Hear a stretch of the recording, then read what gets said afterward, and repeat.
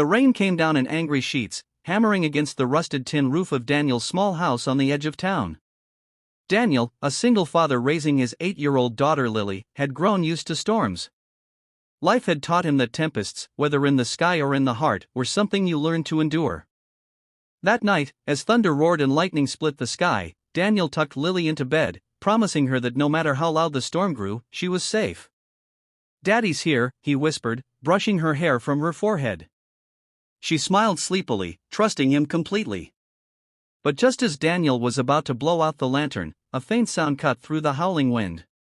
At first, he thought it was just another crash of thunder, but then it came again, louder this time. A cry for help. Daniel's instincts as a father, and as a man who couldn't ignore someone in danger, kicked in.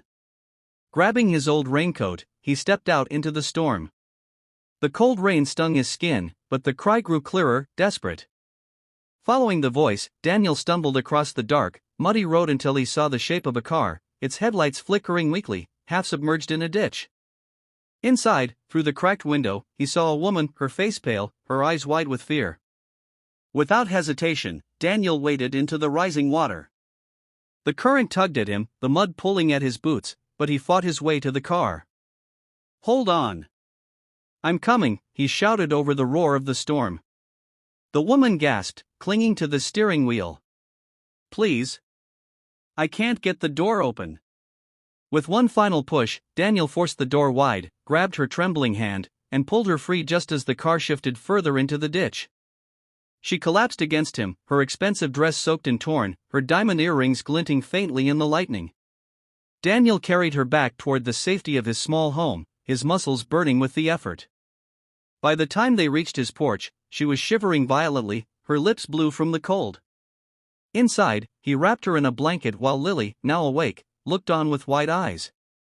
The woman, clearly no ordinary traveler, murmured a weak thank you, before meeting Daniel's gaze with a look that held more secrets than she intended to show. That was the moment Daniel realized this stranger wasn't just anyone. And whatever her story was, it was about to change his life forever. The storm raged on outside, but inside Daniel's modest living room, there was only the crackling of the fireplace and the sound of the mysterious woman's heavy breaths.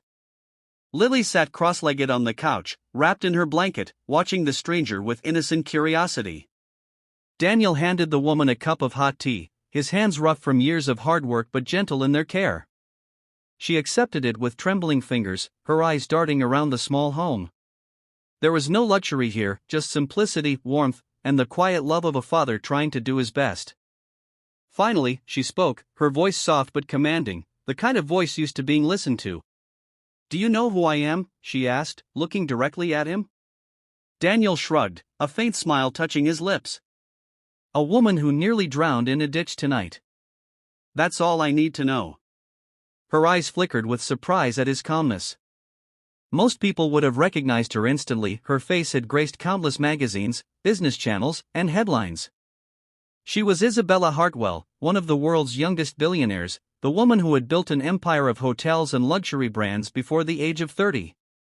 But Daniel didn't seem to care.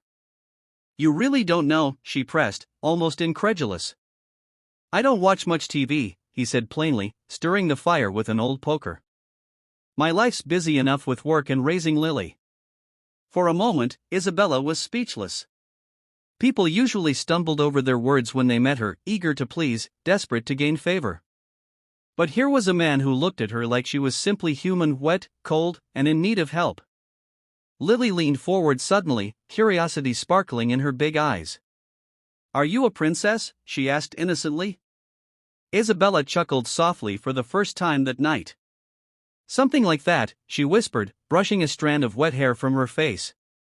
Daniel's gaze softened, but his guard remained. He knew people with wealth and power lived in a world far away from his own. Whatever had brought Isabella Hartwell to a storm-struck rural road was a story she wasn't ready to tell yet. As the minutes stretched, Isabella's composure cracked. She stared into the fire, her voice breaking as she finally admitted, "I wasn't supposed to be here. I was running away." Daniel froze. Running away? From what? Her confession hung in the air like thunder before a strike. And in that moment, Daniel realized saving her from the storm was only the beginning. The real storm was the secret she carried, one that would soon turn both their worlds upside down. The storm outside began to fade into a soft drizzle, but inside Daniel's home, the atmosphere grew heavier with every passing second. Isabella Hartwell, billionaire, icon, and now vulnerable stranger, sat with her blanket wrapped tightly around her, staring into the fire as if it held the answers she couldn't speak aloud. Daniel, seated across from her, leaned forward, his rough hands clasped together. "Running away," he repeated quietly. "From what exactly?" Her lips trembled, as though the weight of her words might shatter the fragile calm of the room. "From everything," she whispered. "From the life everyone thinks I control, but I don't. From the people who surround me only because of my money. From decisions I didn't make but was forced into." Lily tilted her head, confused but curious. "But you're rich. Isn't that supposed to make you happy?" Isabella's eyes watered at the innocence of the question. She let out a shaky laugh, one laced with sadness. "Sweetheart, money can buy a lot of things, cars, clothes, houses. But it can't buy peace. And it can't buy love." Daniel's gaze hardened slightly. He had always believed the powerful lived lives untouched by the struggles of ordinary people like him. Yet, here she was, crumbling in front of a stranger who had nothing to offer her except honesty. "Tonight was supposed to be different," Isabella continued, her voice gaining strength. "I was on my way to make a decision that could have chained me for life. A marriage, not of love, but of business. They wanted me to merge my company with his. To bind myself to someone I don't trust. Someone I fear." Daniel sat back, stunned. He hadn't expected this storm-tossed stranger to reveal something so raw, so dangerous. A billionaire running from an arranged empire-building marriage, it sounded like the stuff of tabloids, not real life. "Why tell me this?" Daniel asked carefully, his tone gentle but firm. "Because you saved me," she admitted, her eyes locking onto his. "And for the first time in years, I don't feel like I'm being judged or used. I just feel safe." Her words struck something deep in him, though he quickly looked away, reminding himself of the gap between their worlds. He was just a janitor, a single father trying to keep food on the table. She was a billionaire running from power and expectations he couldn't even imagine. But Isabella wasn't finished. Her hand tightened around the blanket, her voice dropping to a near whisper. "Daniel, if they find me, it won't just be the end of my freedom.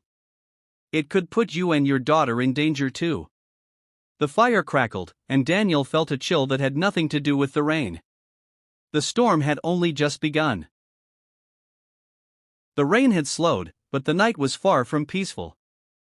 A heavy silence wrapped around Daniel's small home, broken only by the crackle of the fire and Lily's soft breathing as she dozed on the couch. Daniel couldn't shake Isabella's last words. Danger. For him. For Lily. He stood by the window, peering out into the misty darkness, every instinct screaming at him to stay alert. Years of single fatherhood had taught him one thing: he had to protect his daughter at all costs. Isabella sat quietly, her hands twisting in her lap. For the first time in years, she wasn't surrounded by security guards, assistants, or cameras.